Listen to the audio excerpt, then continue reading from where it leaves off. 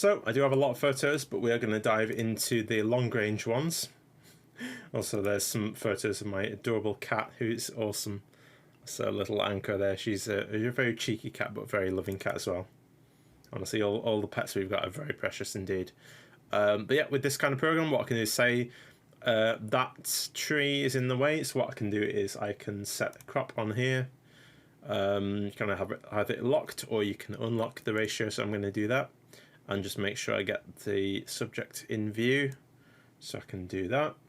Take off that bit of the summer house there as well, and have it as that kind of shape, and then set that to queue. And then when I'm ready, I can get all the queue executed, and that will adjust all the photos that I've said. So yeah, there's the cat. There's our wonderful dog as well. He is very precious indeed. A very good subject model for photos too. There is a helicopter that came through a bit blurry. Yeah, I'll probably have to adjust those.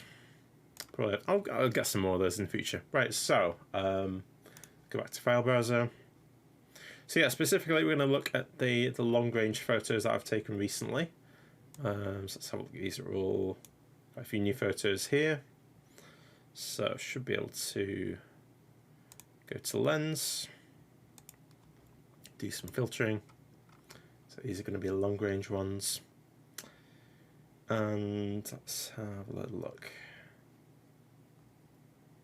Might be some ones I'm not taking. Let's start with 5-star ones. So these are the ones I've taken at long range.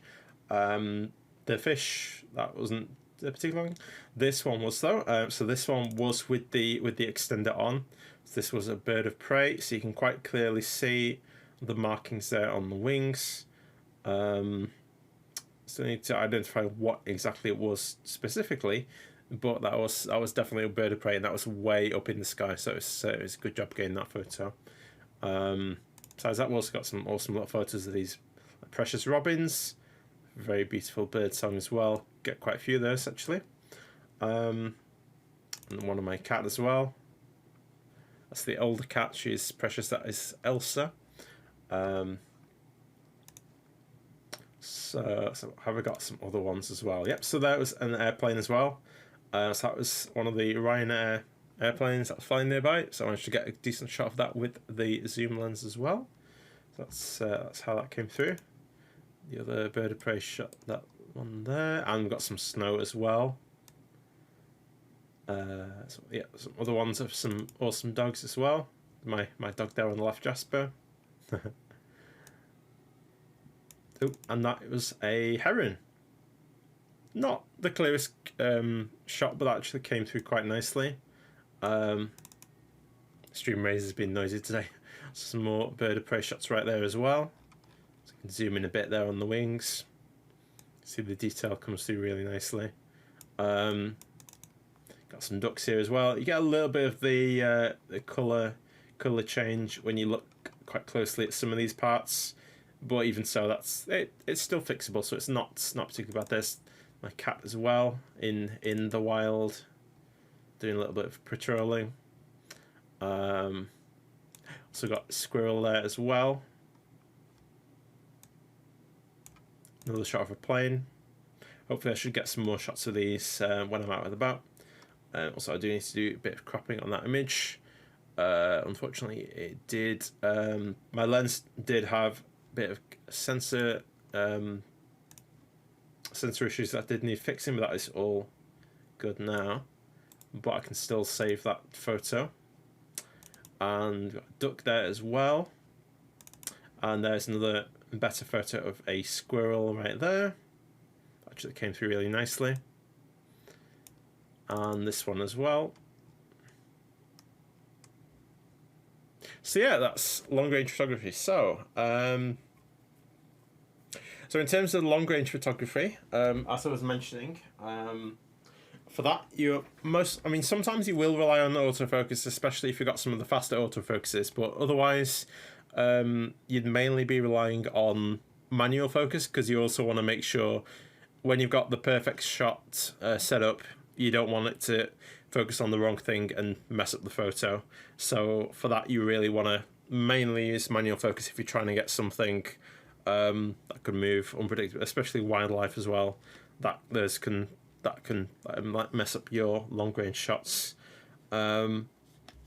So yeah, with the teleconverter, as I was mentioning, it does decrease the light coming in. But even that's having said that, you're most likely not going to be relying too much on the thingy anyway. The autofocus. Yeah, going to be using mainly manual focus. But yeah, it's a lot of fun to do, and I'm gonna hopefully, when the weather is nicer. Well, actually, it's not looking too bad today, but yeah, take more long range photos. So for that one, yeah, you want a decent lens. Mine by default is the 70 to 300. If you want to kind of get more mid range stuff, you can get some really decent 70 to 200 ones. Also, depending on what you're after, you can also get them in primes as well. You can get a prime of a 300. It goes all the way up to like 400, 500, 600, etc. You can get the ones with zooms as well. The zooms won't be quite as sharp, and you will lose some of the f-stops on those. But even said, in daylight, you can get some really good shots. And there's also other things you can do as well. Let me just have a quick look at my notes to make sure I'm not missing anything. Yeah, in terms of my next long range lens, I might try and upgrade and get like a decent 70 to 200. There's other options for like an 80 to 400 as well, so I might do that at some point. I was looking at other things like a macro lens as well for that like up close stuff. That would be really cool. And most likely the other thing I'm going to get is a mid range zoom, most likely like a 17 to 51. That would be good for like events and stuff. Just make sure I'm not missing anything about long range stuff. But yeah, we're doing wildlife. Take your time, practice a lot, and that is probably the best way of getting some decent long range shots. Also, I do need to get a longer cable from my camera as well, so I can use that more. If I was doing like first extremes and stuff, I could use that. That is something I'm gonna look at as well. But yeah, I think that is probably about what I have at the moment. Hopefully, I'll be able to show you some more long range stuff. I think actually I do have some of the other ones from ScotiaCon and stuff, so I probably can go to those ones too.